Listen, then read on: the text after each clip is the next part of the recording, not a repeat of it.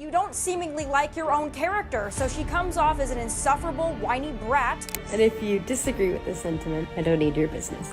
Thanks. There's something wrong with her. She's disturbed, she's unhappy, and she thinks it's about feminism and the patriarchy and about abortion. The reality is she's just not stable, like the majority of people in Hollywood. They're just not stable human beings. Rachel Zegler is not happy right now, and things just got a whole lot worse thanks to South Park.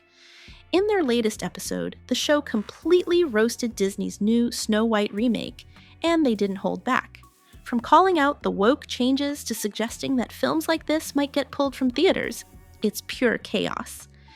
And Rachel, she's back at it again. If you thought her last meltdown was wild, just wait until you see this one. They did not hold back.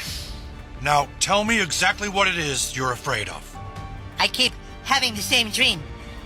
Everywhere I look, people are being replaced. Okay, and who do you think is going to have you replaced? Them. The puppet masters. The last time I had the dream, I was walking down the school hallway. And then I see Butters, and he's like, "Hey, Eric, you want to see what my mom packed me for lunch?" And that's when I start to notice that something's wrong. Everyone I cared about has been systematically replaced. And finally, I want to scream, and I'm like, why are they replacing every single character with someone who is diverse? Let's break down everything South Park exposed and why people are saying Disney finally got what it deserved. As of April 1st, the flames are still raging. This train wreck is far from over. Disney's latest numbers are in, and it's official. The situation is going from bad to worse. Rachel Zegler's inflated ego and relentless woke warrior persona didn't just miss the mark. They've cursed Snow White with box office doom. Instead of reviving a classic, she handed Disney a poisoned apple. Her star power didn't awaken the sleeping giant. It barely stirred it. 2 tickets, please. Oh, for which movie?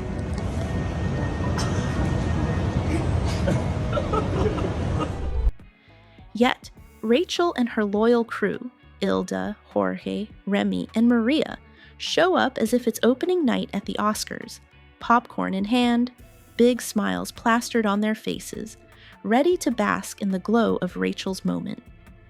Ilda's hyping her up on Instagram like it's the finals of a high school talent show.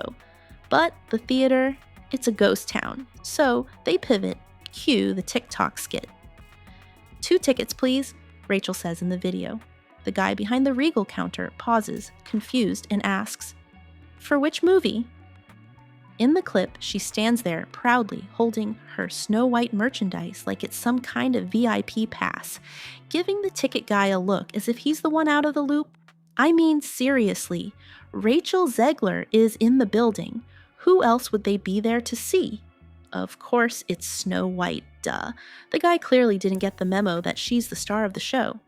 Then we cut to their popcorn buckets and matching cups, all decked out in Snow White branding. Her crew's giggling, striking goofy poses for the camera like it's a red carpet moment. You can tell Rachel thought this was going to blow up online. One of those, look at me now, viral wins. But instead of a mic drop moment, it just feels awkward. Like, painfully awkward.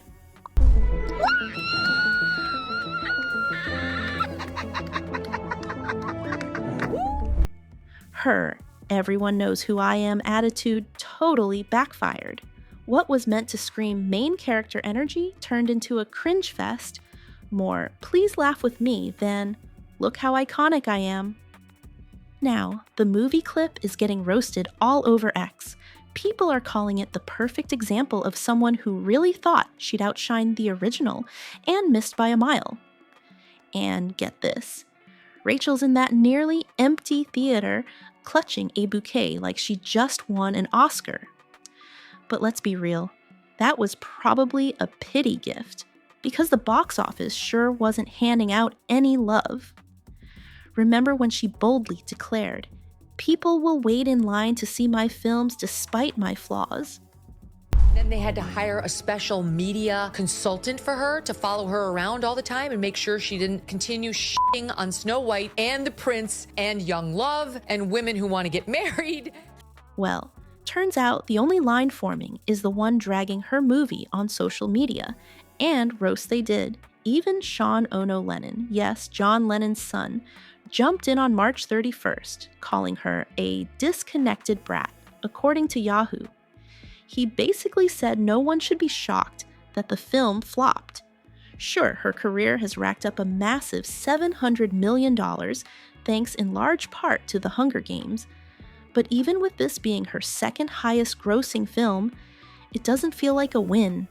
It's more like a shiny reminder that her ego might be growing faster than her actual star power. The internet isn't letting Rachel Zegler off the hook anytime soon. People online are saying things like, "Welcome back to reality, princess," while joking about all the empty seats at her movie and even making GoFundMe jokes, suggesting someone needs to rescue her career. Then came Danica Patrick. Yes, the former race car driver who's now big into politics and a known Trump supporter. On March 30th, according to Us Weekly, she reposted a video mocking Rachel and her movie's failure on her Instagram story.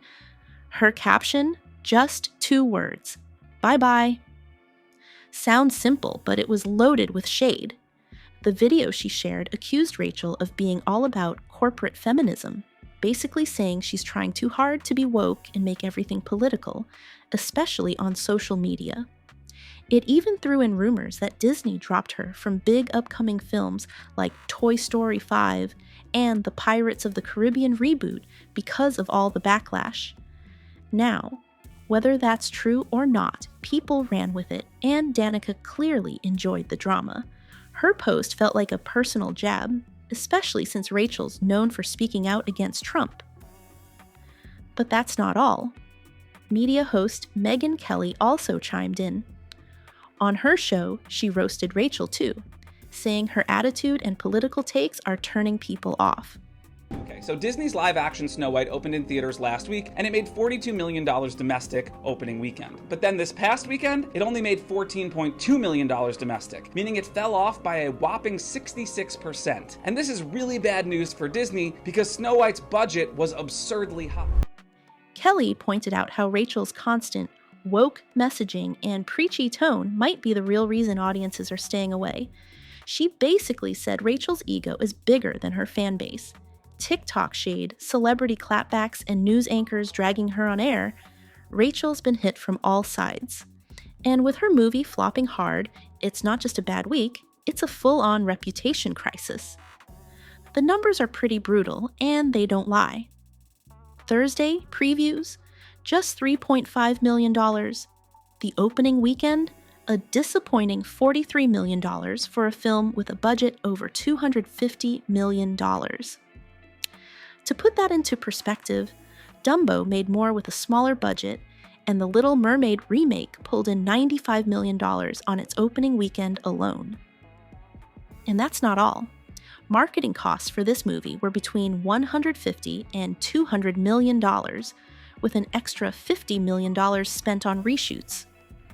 When you add everything up, Disney needed this movie to hit $450 to $500 million just to break even. There was an in-depth piece, like a behind-the-scenes piece. Was it Variety? Talking about how they've been in a full meltdown about this girl for a couple of years now. $1 billion was the magic number to make a profit, but after its opening, with only $87 million globally, things are looking grim. Post-election, it's May, and Trump supporters still can't catch a break. Alienating half your audience? Real genius move, Rachel. Disney had to bring in a social media executive after her controversial post went viral, with Variety reporting. It boosted the trailer views by 4 times. That's one way to get attention, just maybe not the kind you were hoping for. Pedro Pascal called Rachel an icon on March 31st, according to Tribune, but fans weren't having it. They slammed him for jumping on the bandwagon way too late. By then, her political rants had already lit the fuse. The drama with Gal Gadot added fuel to the fire, too. What started as frosty smiles during filming quickly turned into tension, especially after Rachel threw a pageant queen jab at Gadot at the 2025 Oscars. The issue? Gal's Israeli roots clashed with Rachel's outspoken Palestine post. It was reckless, and things got so heated that Disney had to provide extra security for Godot after receiving threats. Now, fans on X are even blaming Godot's acting for the movie's downfall, calling her the true poison apple of the film. But let's be real.